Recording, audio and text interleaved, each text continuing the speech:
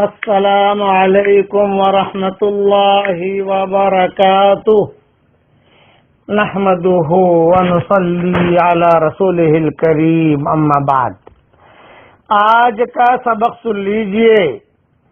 آج کے سبق کی سرخی ہے ظالموں سے نجات کا قرآنی نسخہ۔ اب تھوڑی سی تفصیل سنیے۔ قرآن شریف میں اللہ تعالیٰ نے الگ الگ جگہ پر اس قسم کے جملے ہمیں سکھائے ہیں، اور نبیوں کے قصوں میں کئی قصے آتے ہیں۔ تو اب میں جو دعا پڑھا رہا ہوں وہ دعا پڑھنے کا اہتمام کیجئے۔ یہ قرآن شریف کی دعا ہے۔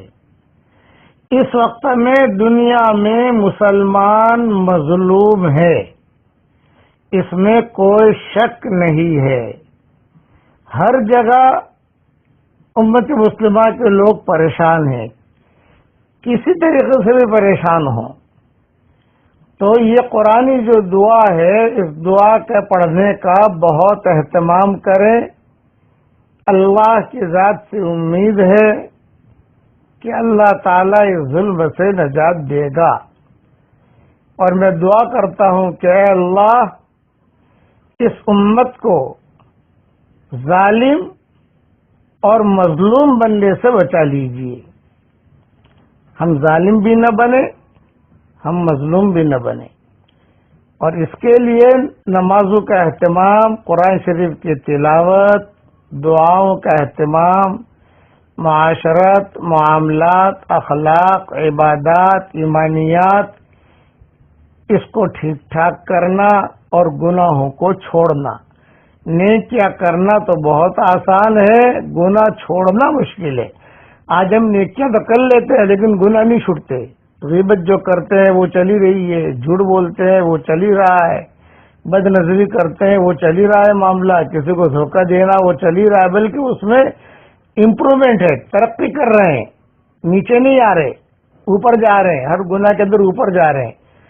اس لیے زمین پر جو کچھ ہوتا ہے اس کے فیصلے پہلے آسمانوں پر ہوتے ہیں، اور آسمانوں پر جو فیصلے ہوتے ہیں وہ اندھا دھند نہیں ہوتے۔ ہمارے اعمال زمین سے آسمانوں پر جاتے ہیں، ان اعمالوں کی وجہ سے آسمانوں سے زمینوں پر فیصلے آتے ہیں۔ اس لیے دینداری کا بھی خیال رکھیے، گناہ چھوڑنے کا بھی تھوڑا سا پلاننگ بنائیے۔ اب پڑھ لیجئے میرے ساتھ، یہ دعا یاد کر لیجئے، میں جس بنا کے بھیج بھی رہا ہوں، اسے جو ہے اپنے بچوں سے بھی پڑھوائیے، یاد کروا لیجئے۔ پڑھیے میرے ساتھ۔ علی اللہ توکلنا ربنا لا تجعلنا فتنة للقوم الظالمین ونجنا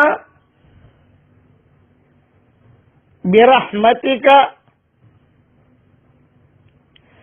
من القوم الکافرین۔ ترجمہ بھی پڑھ لیجئے میرے ساتھ۔ اللہ پر ہم نے بھروسہ کیا، اے ہمارے پیارے اللہ ظالم قوم کے فتنے سے ہمیں بچا لیجئے، اور اے ہمارے پیارے اللہ تیری رحمت سے بے ایمانوں سے ہمیں نجات دیجئے۔ یہ میں نے بے ایمان کا ترجمہ نہیں کی ہے، یہ ذہن میں رکھنا۔ یہ ہمارے والد صاحب رحمۃ اللہ علیہ ہمیں سکھایا کرتے تھے کہ بے ایمان کا جملہ کہو تو اس میں جو ہے کسی کو تکلیف نہیں ہوگی، اس لیے میں نے جملہ کہا ہے کہ بے ایمانوں سے ہمیں نجات دیجئے۔ اسے پڑھتے رہیے، پڑھواتے رہیے، آگے بھیج دیجئے۔ امیجز بنا کے بھیج رہا ہوں، اس لیے اس کو اپنے پاس رکھ لیجئے، روزانہ اس کے پڑھنے کا اہتمام کیجئے۔ یہ تو قرآن کی دعا ہے، اور اس دعا کی برکت سے ہی اللہ تعالیٰ نے اس زمانے کے جو مومن تھے ان کی اللہ نے حفاظت کی تھی، اور جو پریشان کرنے والے تھے اللہ تعالیٰ نے ان کو جو ہے ڈبو دیا تھا. فرعون کو اللہ نے ڈبا دیا تھا. فرعون ہے، قارون ہے. میں دعا کرتا ہوں کہ اللہ اس زمانے کے جو فرعون اور قارون، شداد، حامان، نمرود، ابو جہل، ابو لہب، اس زمانے کے جو ہے اگر اللہ ہدایت ان کے مقدر میں ہو تو ان کو ہدایت دے دے، اور اگر ہدایت مقدر میں نہ ہو تو ایسو سے تو اپنی زمینوں کو پاک فرما دے، اور اللہ اندھیروں کو اندھیروں سے ٹکرا دے. اے اللہ اندھیروں کو اندھیروں سے ٹکرا دے. قارون کو فرعون سے ٹکرا دے، فرعون کو ابو جہل سے ٹکرا دے، ابو جہل کو شداد سے ٹکرا دے. اور اے اللہ تیرے دین کی تو پوری پوری حفاظت کر. اللہم منصور دینک و کتابک. اے اللہ تیرے دین کی مدد کر اور تیری کتاب کی مدد کر. بس لیکن اس میں شرط ہے، اے میرے بھائیوں بہنوں بیٹیوں ماؤں بھائیوں، اپنی زندگی کو بھی ہم سدھارنے کی کوشش کریں. اپنے آپ کو ایک کے حوالے کر دو، وہ ایک ایک کو ہمارے حوالے کر دے گا.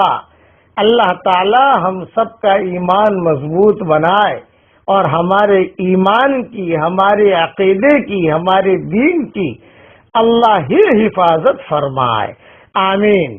وآخر دعوانا ان الحمد للہ رب العالمین.